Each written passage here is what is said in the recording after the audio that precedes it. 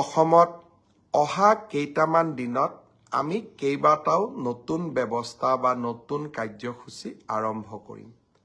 10 ডিচেম্বৰৰ পৰা 20 ডিচেম্বৰৰ ভিতৰত 10টা দিনত আমি 5টা কাৰ্যসূচী ৰূপায়ণ কৰিম। পোনপ্ৰথমে বিগত বানপানীত যিসকল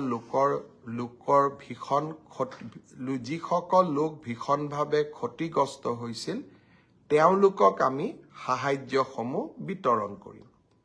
তাৰ পিছতেই মাইক্ৰ' ফাইনেন্স লোন ৱেইভাৰৰ আমাৰ যিখন আঁচনি সেই আঁচনিখনৰ অধীনত 50,000 টকালৈকে ঋণ লোৱা আই মাতৃসকলক আমি ন' অবজেকশ্যন চাৰ্টিফিকেটসমূহ বিতৰণ কৰিম।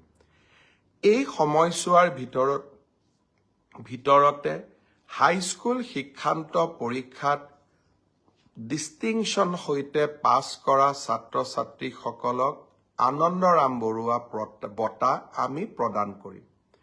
আৰু 10 ডিচেম্বৰৰ পৰা 20 ডিচেম্বৰৰ ভিতৰতে আমি নৱমমান শ্ৰেণীৰ ছাত্ৰীসকলক আৰু ছাত্ৰসকলক আমি চাইকেল বিতৰণ কৰিম।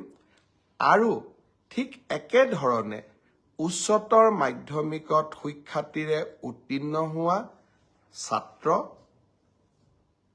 আৰু ছাত্ৰী যিসকল ইতিমধ্যে নিৰ্বাচিত হৈছে তেওঁলোকক স্কুটিসমূহ বিতৰণ কৰিম।